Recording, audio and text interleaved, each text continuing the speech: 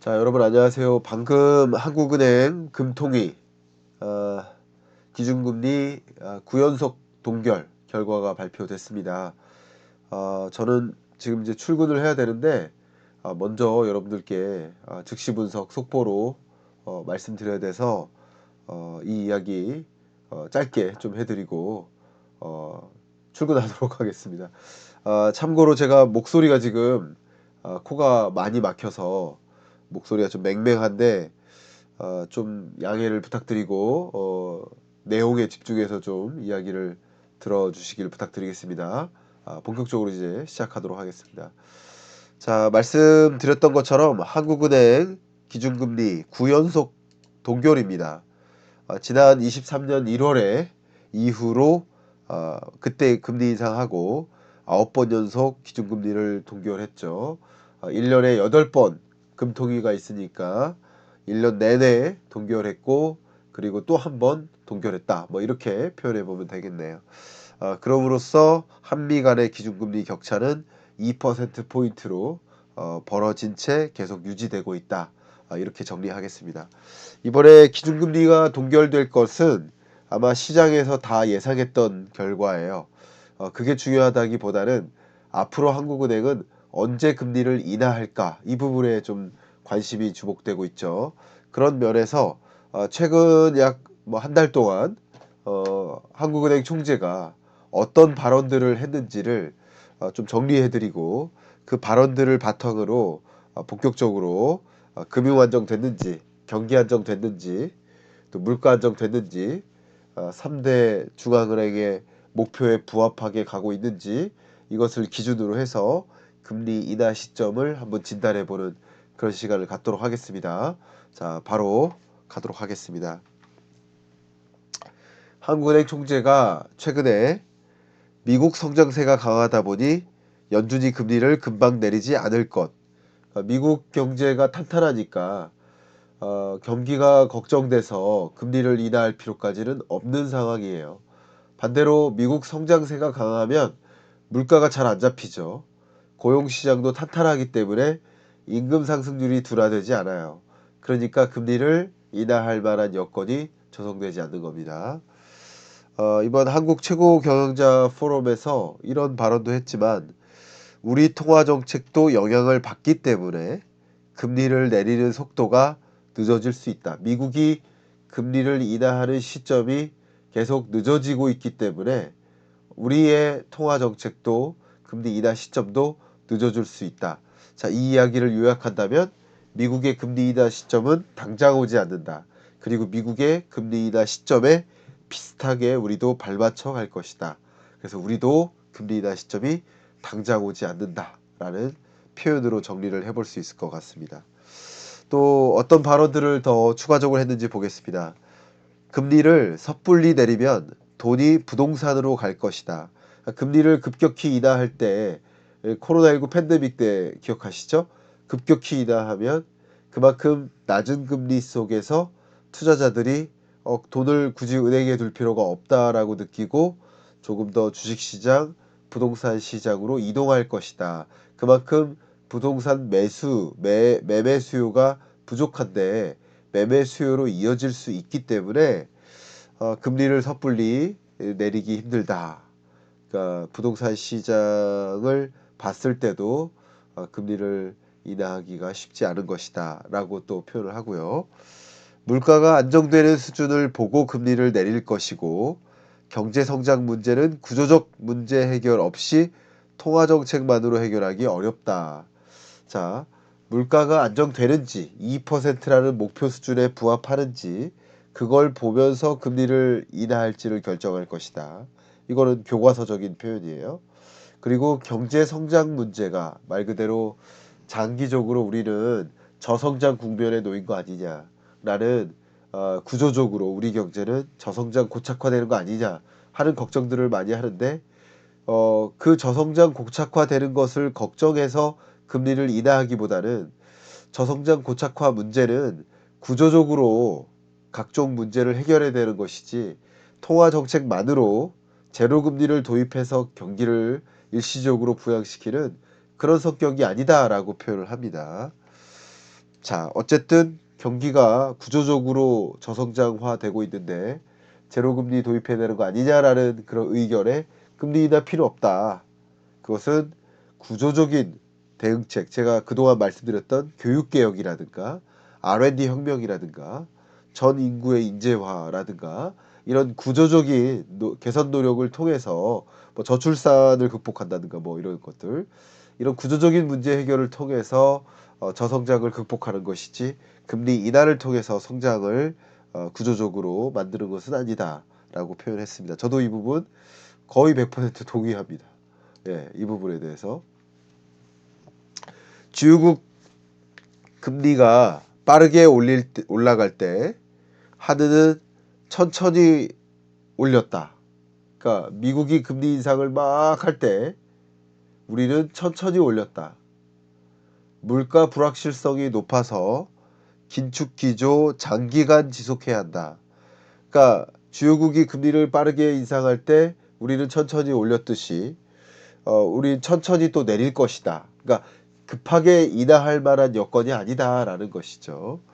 그리고 물가 불확실성이 여전히 높다. 국제 유가가 언제 100달러 올라갈지 모르고 어떤 전쟁이 터져서 중동 불안이 터져서 국제 유가가 다시 치솟을 수도 있는데 그 물가의 안정화되는 수순이 망가질 수도 있는데 무턱대고 긴축 기조를 끝낼 수가 없다. 여전히 높은 금리를 유지함으로써 물가를 안정화시키기 위한 제약적인 금리를 유지해야 된다라고 표현했습니다. 인플레이션에 대한 긴장감을 늦추기가 아직 이르기 때문에 섣불리 금리를 인하하기 어렵다. 라스트 마일, 지금 물가 상승률이 2%까지 떨어졌어요. 그러나 목표하는 물가, 그게 2.0이 아니더라도 예를 들면 2% 초반, 2.22% 정도 될까요? 2.123%, 요 정도의 숫자에 다다르는 데까지는 그게 뭐예요? 라스트 마일이죠. 그 동안에는 아마도 지금까지 물가가 떨어졌던 것보다 쉽지 않을 수 있다. 이 부분 제가 추가적으로 이따가 그래프를 보면서 설명드리도록 하겠습니다. 자, 또 한 페이지만 보겠습니다. 부동산 PF 위험 신호가 있다. 금융 불안 가능성을 우린 철저히 대비해야 된다. 이 부동산 PF 문제는 안심할 단계가 아니다. 고금리 유지로 인한 부담은 뭐 어쨌든 그 부담이 증가할 수 있다. 어쨌든 금리를 인하한다면 부동산 PF라는 금융 불안정, 금융 안정을 해치는 이런 문제도 예의주시할 텐데 이 문제가 어떤 상황인지를 또 판단해 가면서 지금 발언 속에 이 한국은행 총재가 어떤 것들을 고려하면서 금리를 인하할 건지를 표현한 것들이에요.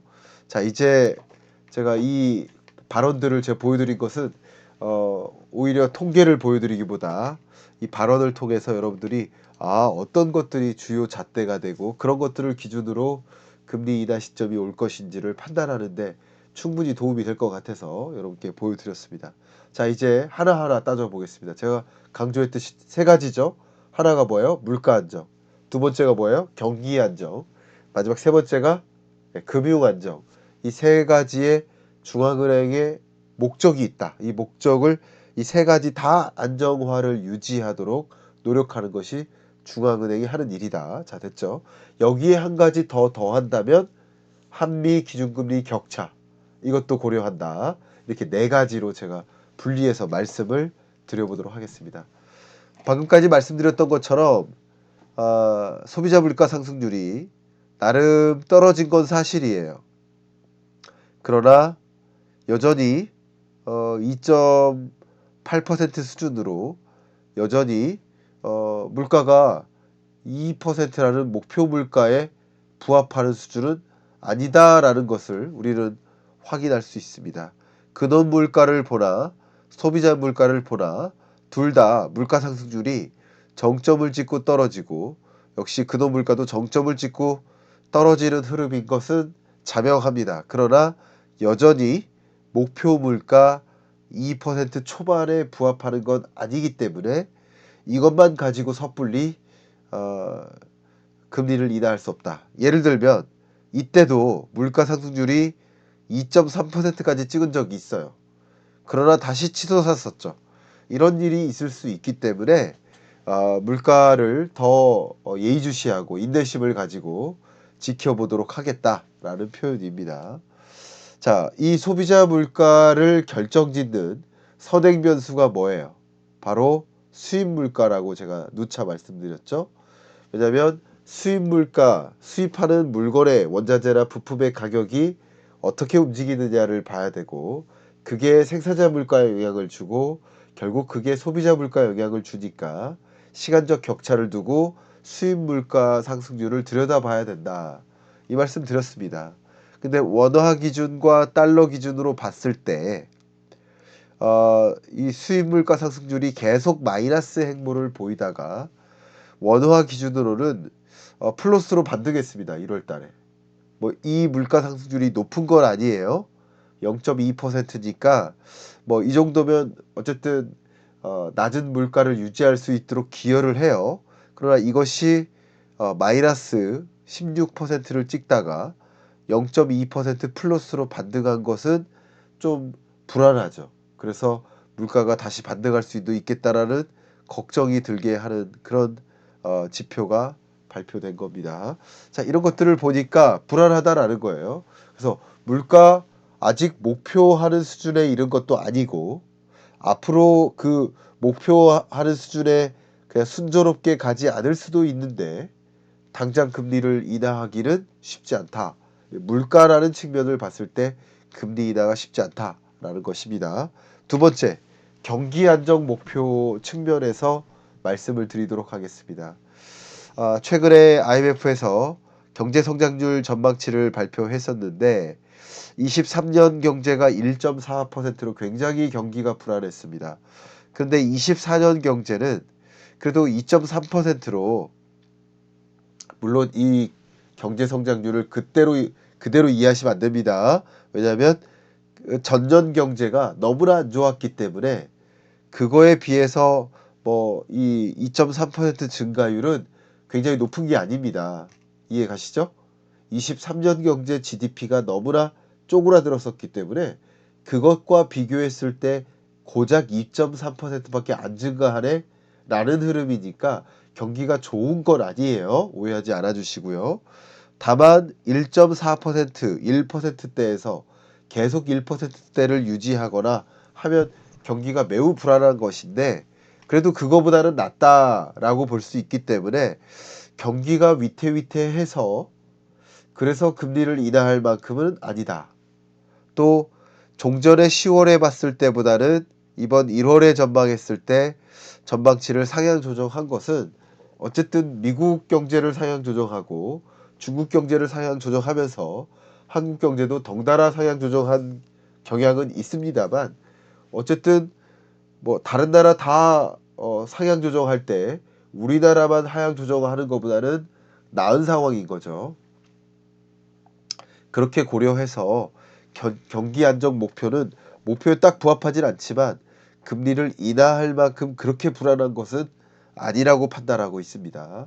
또 여러 가지 판단 중에 하나가 경기가 그나마 괜찮아질 거야라고 희망적으로 볼 수 있는 근거 하나는 바로 이 무역 수지죠. 무역 수지가 뭐 15개월 연속 적자 행보를 보이다가 23년 약 6, 7월을 기점으로 플러스로 무역수지 흑자로 전환됐고 24년 1월까지도 무역수지 흑자 기조를 유지하고 있습니다. 자, 이런 것들은 그래도 경기가 회복되는 거 아니겠어? 라고 생각할 수 있게 만드는 근거가 되니까 경기 안정 목표를 위해서 금리를 인하할 필요가 없는 거죠.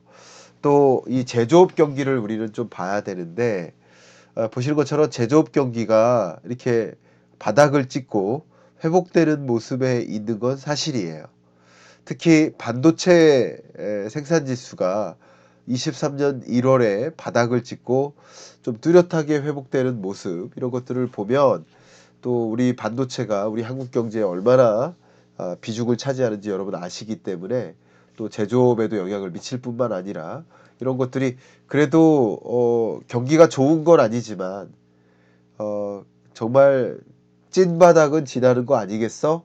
라고 생각이 들 만한 그런 경제 국면이라고 볼 수 있기 때문에 그래도 경기 안정 목표에 부합하지 않을까 봐 금리를 인하할 상황까지는 아니다.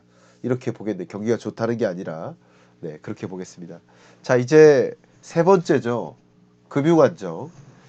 바로 금리나 필요성을 진단하는 데 있어서 우리가 들여다봐야 될 굉장히 중요한 요소인 거죠. 보도록 하겠습니다.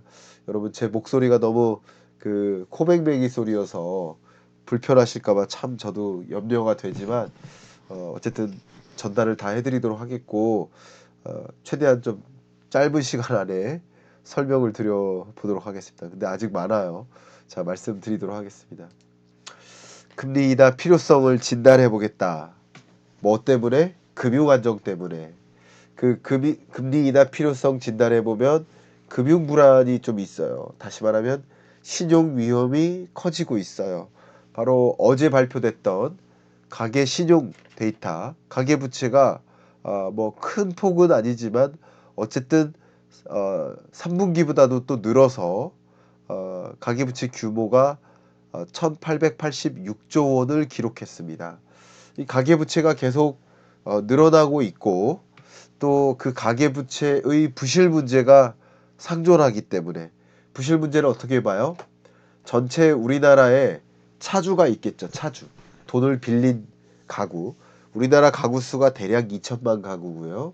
2천만 가구 중에 대략 12,000가구 반 이상 그 정도가 차주에 차주 대출을 받은 가구예요.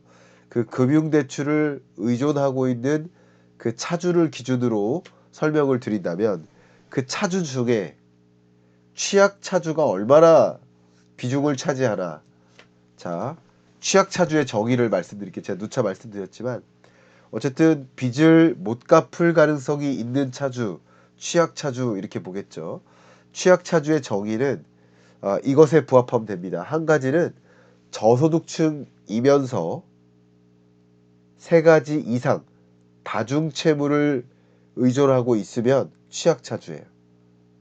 이게 한 가지 기준. 또 하나 저신용 등급이면서 또 역시 다중채무자이면 그러면 취약차주예요.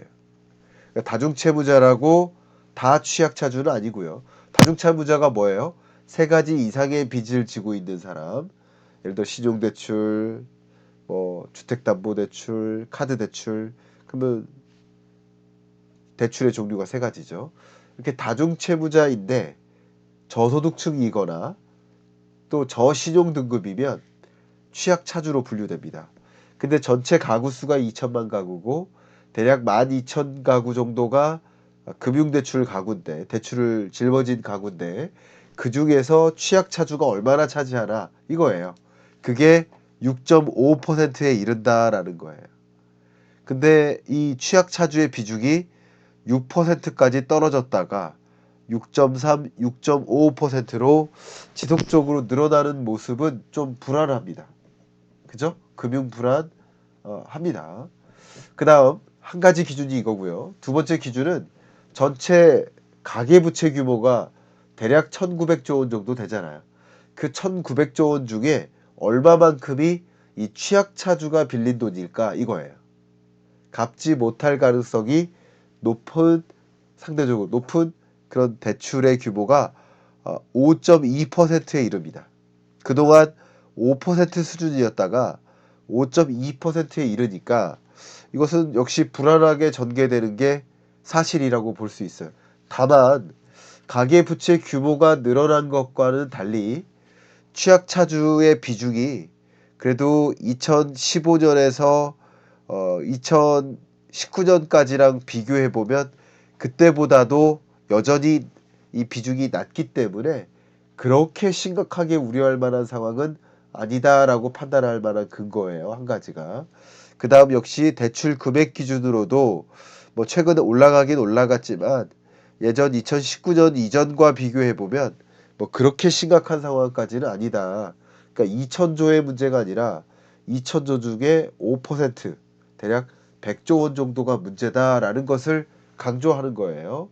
그래서 그 심각한 갚지 못할 빚의 규모가 늘어나고 그런 것은 아니라고 판단할 수 있을 것 같아요. 이게 한국은행이 판단하고 있는 금융안정 보고서에 담겨 있는 그래프입니다. 제가 데이터를 추계해서 그래프만 제가 그렸을 뿐이지 같은 내용입니다. 그러니까 한국은행이 판단하기를 가계부채 문제에 있긴 있어. 그러나 그것 때문에 가계부채 문제 때문에 신용위험이 커져서 금리를 인하할 상황은 아니다. 또 오히려 금리를 인하하면 가계부채에 의존하고 싶은 차주가 많아지겠죠. 그러니까 가계부채 규모 면에서는 또 불리해요. 자, 가계부채 문제가 크게 두 가지로 쪼갤 수 있는데 하나가 규모가 계속 커지고 있다. 두 번째가 규모는 차치하고 뭐가 증대되고 있다? 지금 보여드린 것처럼 갚지 못할 빚, 그러니까 채무 상환 능력이 축소되고 있다. 이 두 가지인데 금리를 인하하면 상환 능력은 개선돼요. 왜냐하면 같은 대출 규모에 대해서 상환해야 될 이자 상환액이 줄어들기 때문에 상환 능력은 보존돼요. 근데 금리를 인하하면 대출 규모는 더 늘어나겠죠. 금리는 대출 상품의 가격입니다. 가격이 떨어지면 구매하고자 하는 사람들이 많아지죠. 그리고 뭐 다른 경로로 생각해 본다면 금리를 인하하면 주택 매수 심리가 커지고 그러면 주택담보대출을 의존해서 집 사고 싶은 사람들이 많아지죠. 이런 경로 때문에 두 가지를 다 고려했을 때 금리를 인하하기도 인상하기도 어려워요. 그리고 가계부채 문제가 그렇게 심각한 상황은 아니라고 한국은행은 판단하고 있기 때문에 제가 한국은행을 대변하는 게 아니에요. 한국은행이 지금 이 경기 안정, 금융 안정, 물가 안정 여부를 어떻게 진단하는지 한국은행 입장에서 해석을 해보고 그래서 금리 인하 시점이 언제 올지를 여러분 스스로 판단하실 수 있게 생각하는 법을 말씀드리는 중인 겁니다. 가끔 대변한다라고 하는데 대변할 이유가 뭐가 있겠습니까, 제가. 그죠? 자, 이렇게 답변 드립니다. 자, 그러면 한국은행이 걱정하는 금융 불안정성 뭡니까? 바로 부동산 PF죠. 우리 한국 경제의 가장 약한 골이 부동산 PF. 부동산 PF 대출 잔액이 23년 9월까지 134조 원까지 쌓였습니다. 그리고 이 부동산 PF 대출 잔액도 쌓이지만 연체율이 계속 늘어나고 있죠. 그러니까 대출 잔액만 문제가 아니라 갚지 못할 성격의 부동산 PF 대출 잔액도 늘어나고 있다. 이 부분이 가장 우려스러운 거예요. 그런데 제가 지금 보여드릴 것은 제가 어제 이 보고서를 꼼꼼히 읽었는데 건사년이라고 하죠. 건설산업연구원에서 이 부동산 PF에 대해서 제대로 분석을 했습니다. 했더니 어떤 의미심장한 메시지를 던졌냐면 이미 언론에는 많이 났을 거예요. 이 보고서가 좀 화제가 됐습니다. 이 보고서를 아마도 21일 밤이나 제 라이브를 통해서 제대로 읽어드릴 생각입니다. 근데 어쨌든 글로벌 금융위기 당시의 부동산 PF 대출 잔액이 대략 100조 원이었었는데 이번에는 200조 원에 이른다라고 표현합니다. 자, 이 부분을 제 구두로 설명드리고 그 다음에 보여드리겠습니다. 이게 무슨 말이냐? 아까 보여드렸던 134조 원은 금융위원회 데이터예요. 금융위원회 데이터면 금융위원회가 금융감독원 금융위원회 이들이 감독하고 있는 그 금융 6대 금융기관이 있어요. 은행이나 증권사나 이런 주요 금융사들. 근데 여기에 빠진 게 있다는 거예요. 뭐냐면 금융위 금감원의 관리감독 대상이 아닌 금융사가 있다는 거예요. 그리고 예를 들면 새마을금고. 이들의 부동산 PF 대출 잔액도 문제이기 때문에 이 134조 원에는 안 들어가 있기 때문에 나는 그것을 확인해야 된다. 그래서 새마을금고라든가 또 유동화증권이라든가 이런 금융위 금감원의 관리 감독 범위에 있지 않은 금융 사이드에서의 부동산 PF 대출 잔액까지 다 계산을 해 보니까 200조 원이라는 거예요. 134조 원이 아니라 그러면 대략 차이가 얼마나 납니까? 대략 66조 원 정도, 68조 원 정도 차이네요. 그죠? 68조 원 정도의 차이가 있습니다. 그러니까 68조 원 정도의 그 차이가 새마을금고나 유동화증권 이런 것들인데, 근데 여러분 잘 아시겠지만 은행보다 새마을금고가 더 불안한 거 사실이죠. 지역 새마을금고. 그런 것까지 생각해 보면 지금 부동산 대출 잔액과 연체액 이런 것들을 계산해 보면 좀 어, 우리가 눈여겨볼 만하다. 그냥 무시하고 넘어갈 수는 없겠다. 제가 이 글자 수정했습니다. 여기 연체액이라고 썼다가 대출 잔액이라고 수정했습니다. 이 부분 오해하지 말아 주시길 부탁드립니다. 네. 자, 이렇게 부동산 PF 부실 문제가 특히나 방금 말씀드렸던 건산연에서 분석했던 대로라고 한다면 더 불안한 상황이고, 또 24년 연내 특히 중소건설사들이 하나 둘 이제 부실 위험에 처해서 도산하거나 하는 파산하거나 하는 일들이 벌어질 것이고, 그러면 미분양 문제 때문에, 미분양에는 주택 미분양, 아파트 주택 미분양과 상업용 부동산, 그죠? 미분양이 있는데 이 두 가지 문제가 가장 심각한 지역이 어디예요? 주로 지방이에요. 수도권이 아니에요. 근데 이들의 미분양 사태로 인해서 건설사가 부실해지죠. 그럼 건설사가 부실해지면 건설사가 돈 빌렸던 금융사가 부실해지죠. 결국 미분양 사태가 건설사의 도미노 부실을 만들고, 또 이것은 금융 부실을 야기한다. 특히 어디에? 지역의 중소금융기관들에게 불안한 상황을 만든다라는 거예요. 그걸 우려하지 않을 수가 없습니다. 그래서 만약에 그게 부동산 PF 문제가 터져서 몇몇 건설사들이 도산하면, 그러면 금융부실 우려가 있고, 그런 우려를 직감하면 또 많은 금융 소비자들이 어떻게 해요? 뱅크런이 발생해요. 그러면 이 과잉 공포가 때문에 실체 금융 부실이 야기될 수 있어요. 그러면 한국은행으로서는 이 부분을 고려해서 금리 인하를 단행할 필요가 있겠죠. 예, 그 부분을 고려하고 있다라는 뜻이에요. 그래서 이 금융 부실이 터지지 않도록 더 노력을 해야 된다. 누가? 한국은행이 아닌 기획재정부가, 금융위가, 국토교통부가 재정정책의 당국이 그것을 노력해야 된다라는 것을 이야기한 겁니다. 그게 이제 전략적 방향성이라는 거죠. 네. 만약에 금융부실 문제가 걷잡을 수 없이 터진다. 그럴 일이 있지 않을 거라고 일단은 가정을 하는데, 있을 수도 있는 거니까, 있다면 어떤 일이 벌어질까요? 그러면 만약에 오늘 이렇게 금통위가 있었지만 다음 금통위가 있어요. 다음 금통위가 만약에 내일이에요. 근데 오늘 긴급 소집 회의를 열어서 오늘 전격 금리 인하를 할 수도 있습니다.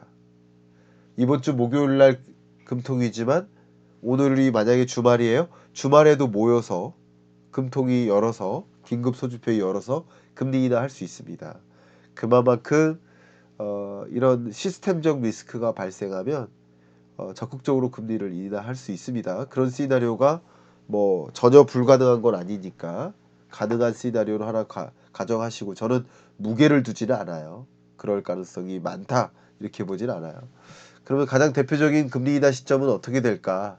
이게 한국은행이 전망한 소비자 물가 전망 경로예요. 상반기가 3.0, 하반기가 2.3. 그러니까 하반기 중에는 2% 초반의 물가 상승률을 무조건 볼 수 있다. 이런 생각을 할 수가 있겠죠. 그런 과정이기 때문에 목표하는 물가 상승률 2%에 정확히 부합하는 그런 물가는 한국은행은 아마도 7월 정도로 생각하고 있지 않을까. 지금 어떤 특정 일을 단정하고 있진 않을 거예요.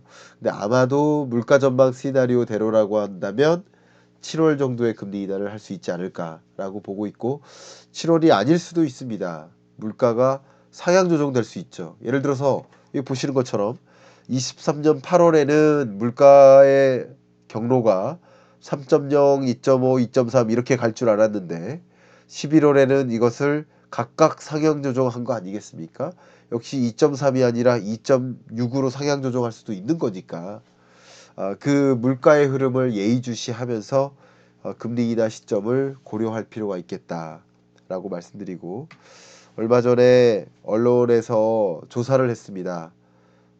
여러 증권사들의 그 채권 전문가들이 생각하고 있는 통화정책 전망을 물어봤어요. 그러니까 오늘 이 금통위의 기준금리 조정에 대해서는 동결할 것이다. 그리고 소수 의견 없이 만장일치로 동결할 것이다. 그러니까 2월 금통위에서는 금리를 인하할 만한 상황은 전혀 아니다라는 거예요. 그러나 각 금융사들이 갖고 있는 스탠스는 조금 다르죠. 5월부터 3분기부터 7월부터 3분기부터 5월부터 7월부터 그죠? 쭉 되니까 5월부터 인하할 거라는 것은 상대적으로 소수 의견이에요. 그죠? 7월도 3분기니까 그죠? 7, 8, 9월 7, 8, 9월이 3분기잖아요. 10, 11, 12가 4분기고 7, 8, 9월 중에 금리 인하할 거야. 그러니까 7월이나 아니면 그 이후에 8월에 금리 인하할 거야 라고 생각하는 경우가 대다수라는 거죠. 저도 이런 생각을 갖고 있습니다. 저도 7월에 무게를 전 두고 있고요. 예. 그러니까 미국이 금리 인하하는 시점을 보지 않을 수가 없다라는 것을 의견을 드립니다. 자, 그 다음 마지막으로 하나를 더 말씀드리면 물가 안정, 경기 안정, 금융 안정 세 가지 측면에서 아직 금리 인하할 시점은 아니고 금리 인하할 시점은 7월 정도가 되겠다라는 저의 의견을 말씀드린 겁니다. 근데 마지막으로 하나 더 고려한다면 뭐라고 했어요? 전제가 있는 거예요. 그 전제가 뭐죠? 미국이 금리 인하를 했다는 전제에서. 이게 무슨 말이냐? 지금 한미 기준금리 격차가 역전되었고 역전된 이후 격차가 쭉 벌어져 왔죠. 이 벌어진 것은 우리 한국이 금리를 인하해서 혹은 한국이 금리 인상을 안 해서 벌어진 게 아니라 한국도 나름 금리 인상했는데 미국은 더 강하게 금리 인상했기 때문이지 않을까요? 맞죠? 또 약 9번, 9번 연속 금리를 동결하는 구간 동안에도 미국은 추가적인 금리 인상을 했음에도 불구하고 우리는 추가적인 금리 인상을 안 한 거예요. 자, 이렇게 한미 간의 기준금리 격차가 2%포인트로 벌어진 이유는 한국 입장에서 적극적으로 금리 인하를 해서 격차가 벌어지기 위해 노력한 게 아니라 한국은 나름 인상했고 높은 수준을 유지했지만 미국이 추가적인 금리 인상을 단행할 때 금리 격차가 벌어지는 것을 용인하는 방식으로 금리 격차가 벌어진 거예요. 다시 말씀드리면 제가 이런 표현은 보통 안 쓰지만 적극적인 금리 격차가 아니라 한국 입장에서 소극적인 금리 격차다. 금리 격차는 미국에 의해서 벌어진 것이고 그걸 용인하는 수준의 소극적인 금리 격차를 지켜본 것이다. 용인한 것이다. 이런 구간 동안의 외국인 자금 유출은 상대적으로 없을 수 있어요. 근데 미국은 금리를 유지하는데 한국은 상대적으로 먼저 금리를 인하하거나 미국은 금리를 인상하는데 한국만 금리를 인하하거나 하는 스타일의 통화 정책을 단행한다. 조금 적극적 통화 정책이죠.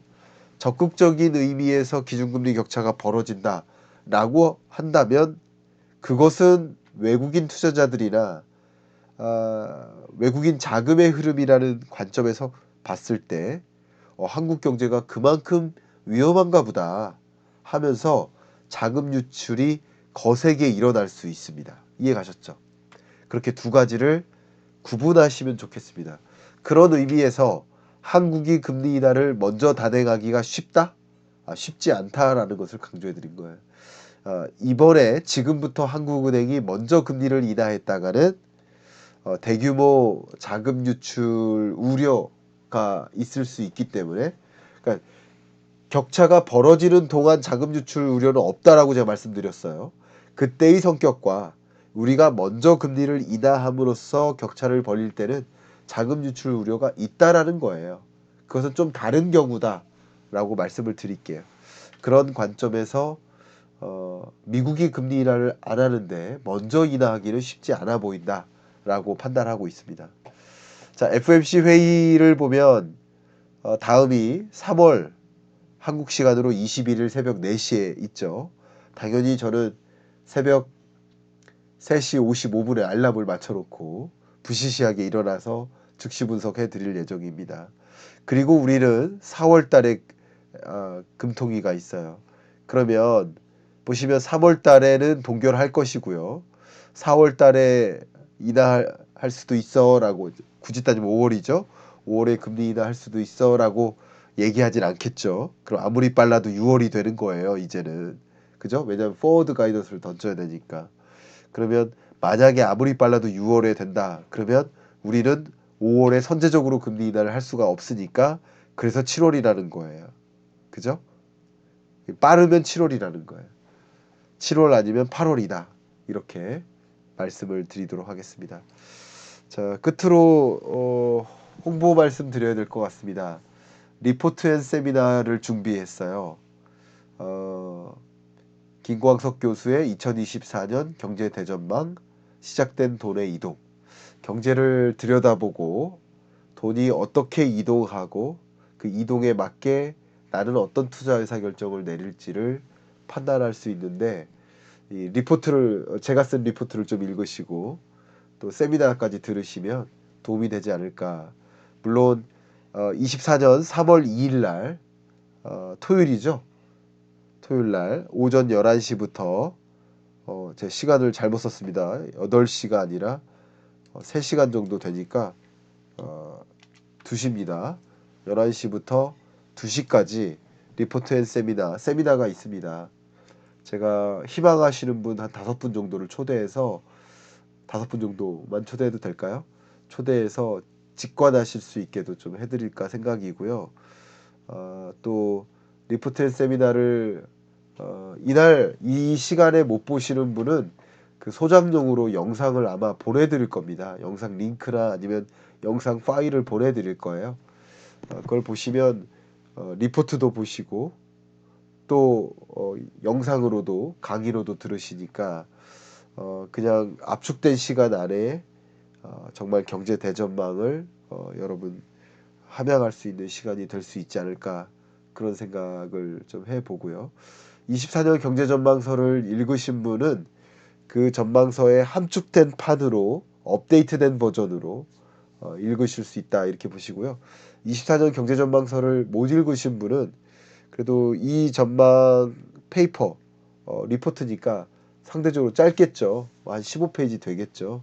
그러니까 한번 여러분이 완독하실 수 있다라고 생각이 되고요. 완독하기 위한 리포트 보시고 세미나 즐겨주실 분, 이 고정 댓글을 통해서 확인해 주시길 좀 바라겠습니다. 자, 이상으로 녹화 마치고, 아이고 저 빨리 출근해야 되겠네.